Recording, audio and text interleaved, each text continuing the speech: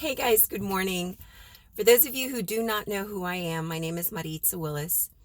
And just quite simply, I'm a simple girl from Texas. But I'm making this video because last night I was very fortunate and very blessed to have been a listener on a call that was hosted by a gentleman by the name of Cedric Harris. Now, guys, if you do not currently follow this man, I suggest that if you do not take anything from what I am about to say, that you go and you follow Cedric Harris. I don't know if he's got a YouTube channel or if I know for a fact he's got a Facebook page, but wherever you can find him, Google him and you will know why I am imparting this information to you. So I'm going to tell you a little story. So yesterday morning, having a really, really hard time. And unfortunately, these past couple of years have hit our family so hard, spiritually, financially. And I don't know if any of you have been in those shoes or are in those shoes currently, but you know what I'm talking about. And you know how when you're in the pit of life, right? Regardless of what you know and who your friends are and how you believe that there's so much greatness out there, when you're in that pit, sometimes the walls become just concrete all around you, and you can't figure out how in the hell do you get out of it. And then slowly depression starts to creep in, and doubt, and unfortunately, because of those thoughts and those feelings, your world becomes, everything in the world that's negative becomes so attracted to you that you attract more of it. And that's exactly what happened to me. And I share this with you because I don't want to get emotional. And I ask you to forgive me from the get-go if I do. But I say this because I lost the authentic me for fear, and I hate that word, for fear of losing my followers, of losing people that looked up to me. And what I failed to do was, through the good, bad, and the ugly, share with you how life gives you such horrible challenges, but how in that quick, you have the ability of switching gears, of maybe receiving it for 1 minute and then saying, the hell with it, I'm not going to receive that. And this is why, for the past, I'm not even joking, maybe for the past 30 years, I have followed and have worked on personal development, starting with Zig Ziglar way back in the early 90s. And then Stephen Covey, and then Anthony Robbins, and then Les Brown, and now Cedric Harris. You know, there's so many great people out there that you need to be listening to every single day, because when you're in the pit, when you feel like crap and you feel like there's no getting out, all of a sudden you remember, wait, I remember a lesson. Like last night when I was listening to Cedric, and he said, be your authentic self. And I'm making this video without makeup. And for many years, I wouldn't get in front of the camera unless I looked my best, because I was so embarrassed. You know, I was embarrassed of what I look like. I was embarrassed of not being at my best. But at the end of the day, with or without makeup, this is who I am. And I don't know how many of you, leave a message to me, how many of you take these great pictures and you use these filters because you want people to perceive a person who you are, you know, you're beautiful you, when in fact it's been filtered. And so that was me, and that's been me for so long. I get scared that someone's going to say, well, I'm not going to follow her because she's just not attractive enough. And then one day you wake up and you're like, but wait a minute, I wasn't born with makeup. I wasn't born, I wasn't even born with clothes. You know what I'm saying? So who you are is so critically important. And, and what he was saying was, first and foremost, he asked the question to ask yourself, who am I? And it was as if, God just came and hit me with a bolt of lightning, because when I was 14 years old, I was really involved in our church, St. John Newman out of Laredo, Texas. And I was one of the very first people that started the choice movements with Father McNaboe. And I was only 14 years old. And he came to my house and he asked me if I would give a speech on who am I? Now, mind you, I'm 14 years old and he wants me to give a speech to freshmen and sophomores and juniors and seniors. And I was so scared, but he saw something in me at the age of 14. And he said, if there's anybody that could deliver this, it's you. You know who you are. And at the age of 14, guys, man, did I ever know who I was. Through the bullying, through the ugliness, because we had bullying back then, and what it feels like ancient times, but we had bullying back then. And even through all of that, and people that were so mean and so ugly and so hateful to me, I believed that there was a God. I believed that there was something so much greater. And I remembered when I was 10 years old, and I need to share this story with you because I started through life to become such a huge doubter. And you lose your authentic self when you do that. But when I was 10 years old, as we were growing up, I had a grandmother who was a devout Catholic. And we couldn't watch TV, we couldn't play, we couldn't do anything until we sat in front of her little makeshift altar in her bedroom. And it was me mainly because I grew up with her.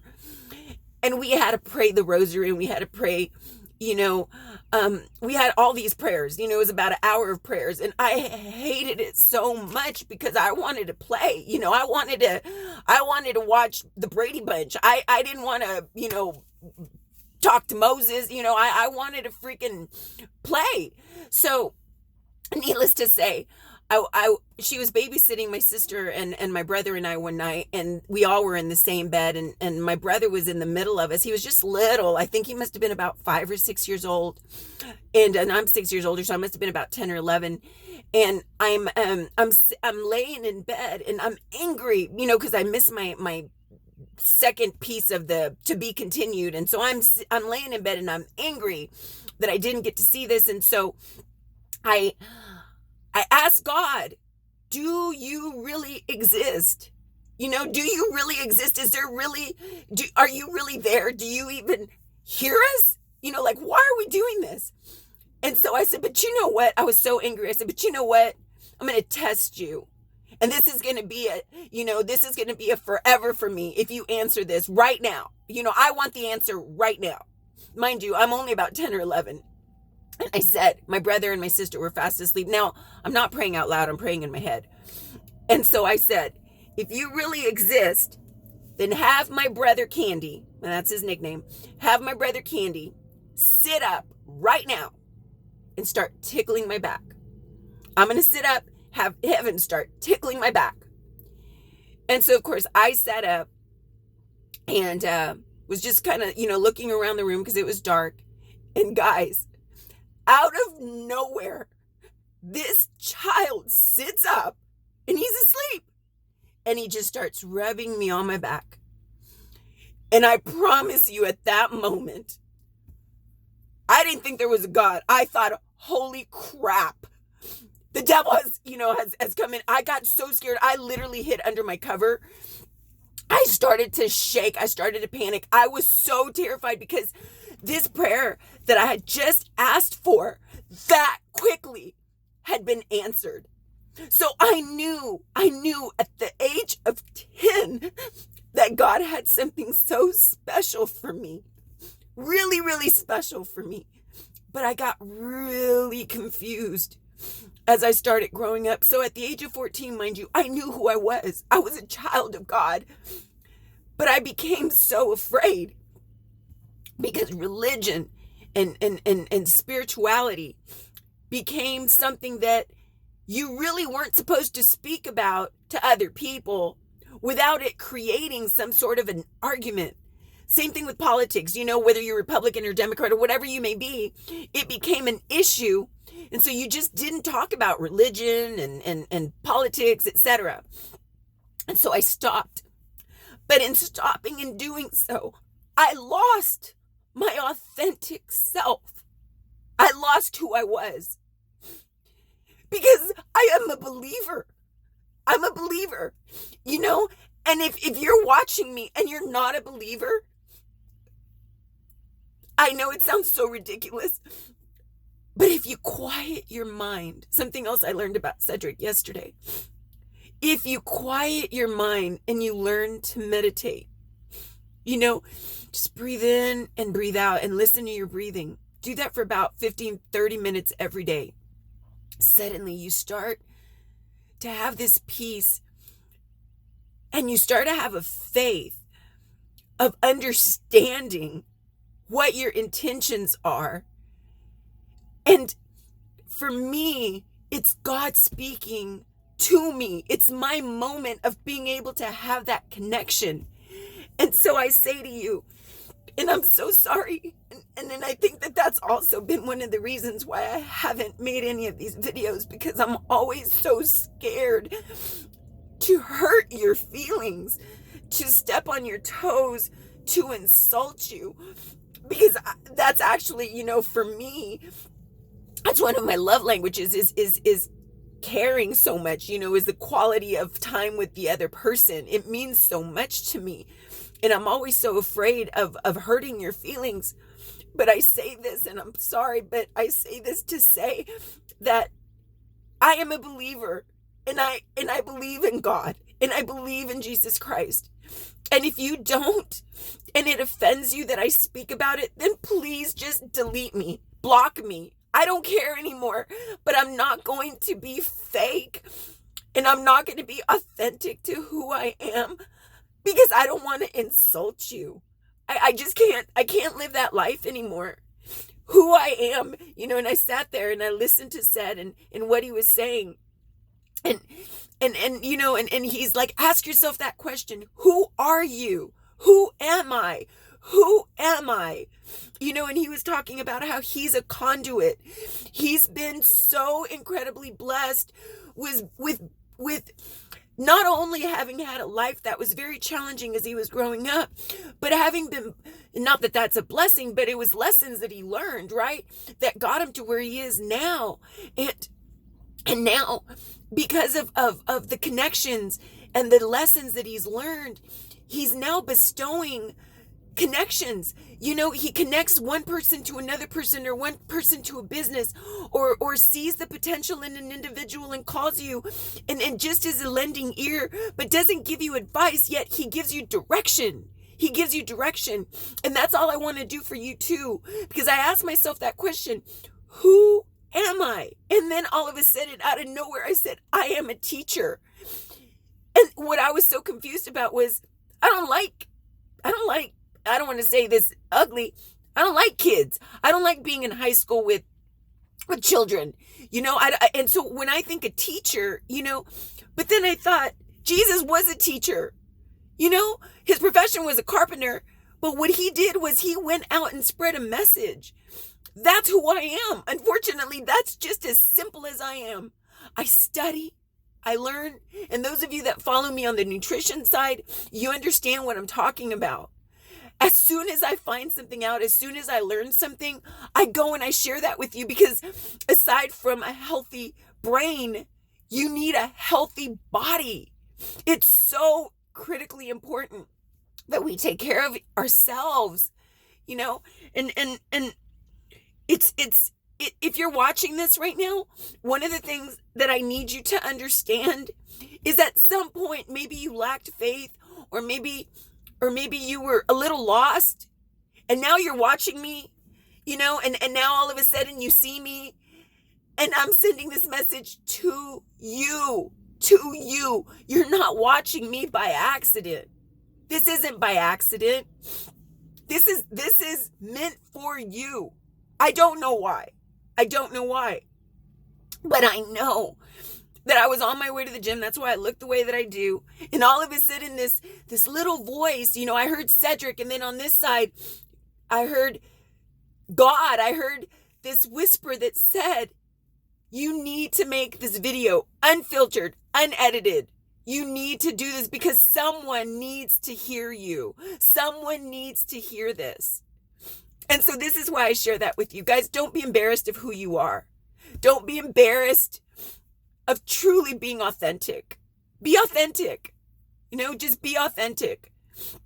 And I promise you, when you start living in authenticity, all of a sudden, you just feel so good about yourself. You feel so amazing. This depression and this addiction and this whatever it may be, that comes at you. You're ready, you're armed, and it may hurt your feelings for 10 seconds. But at the end of the day, because you know who you are, you snap out of it. I'm going to share this last story with you. And I hope that this helps many, many, many of you, especially women. I have this dear friend of mine. I'm not going to mention any names, but I have this dear friend of mine who, aside from having been my mentor, was also one of my best friends. And I love him dearly. We're just really, really great friends. But I didn't realize that he was in a relationship.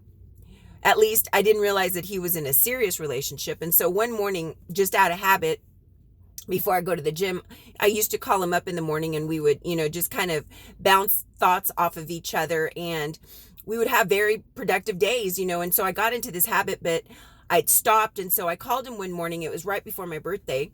And I called him one morning and basically to say to him, hey, don't forget to wish me a happy birthday. And, I just want to give you a heads up with what's been going on, and almost like a New Year's resolution type of call.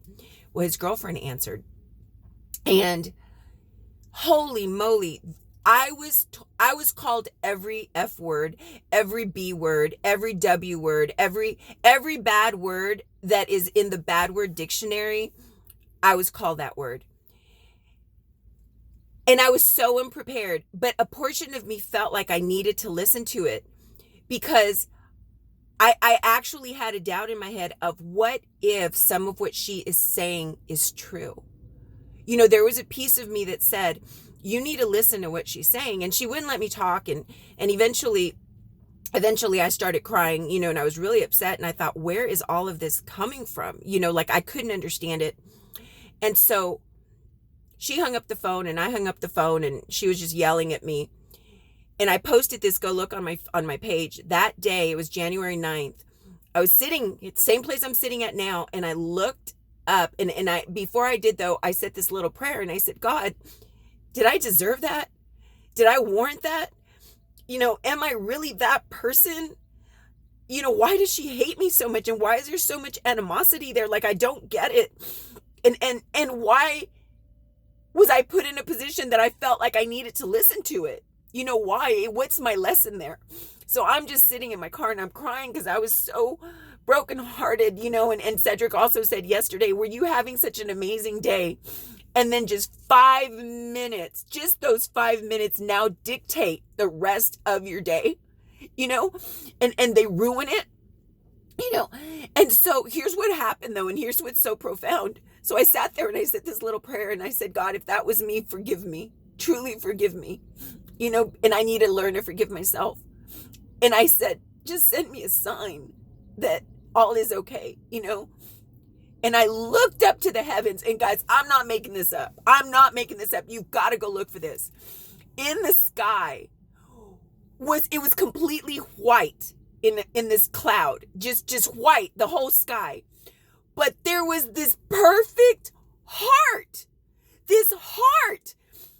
and I actually had to drive around in different locations until I finally took a picture, because I said, oh my God.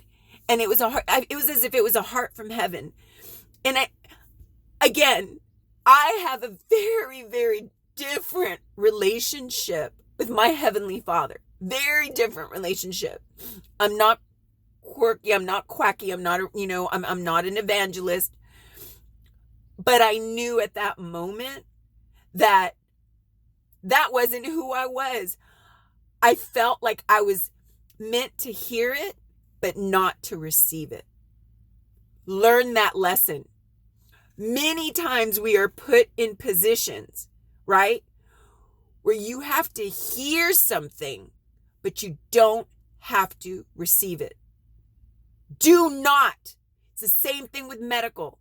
So you get a doctor that tells you bad news. You need to hear it, but you don't need to receive it. Because ultimately, the only entity, the only source, the only energy is God. That's it. He has the final say so, whether you're staying or whether you're going. But you believe with all of your heart. You've got to believe with all of your heart and have faith that anything that is said to you negatively, only you can either accept it or reject it. That's it. No one else. And I choose in our life, in my life, I heard it, but that fast, in those same 5 minutes of looking up, I just smiled. And I was great. I was great. It went from super happy, super sad to super happy. I say that because I had a choice of continuing to be super depressed the entire day and really upset about it. And of course if I thought about it, I would get upset about it, but then I would just, I'm not going to even think about it anymore. And then my day became really wonderful again, just that quick. You have the power to do so. Don't listen, but be the decider on whether to receive it. So again, Maritza Willis, I love you guys. That's who I am. People ask me all the time, Mom, me and my children, Mom, what do you do? You've got so many jobs. Mom, what do you do? I'm a teacher. That's it. I'm a teacher. And I pray that this helps you. I pray that this motivates you. And I pray that if you were praying this morning and you were asking for a sign, that through me, God has sent you exactly what you needed. Have an amazing day, everyone. Love you guys. Bye.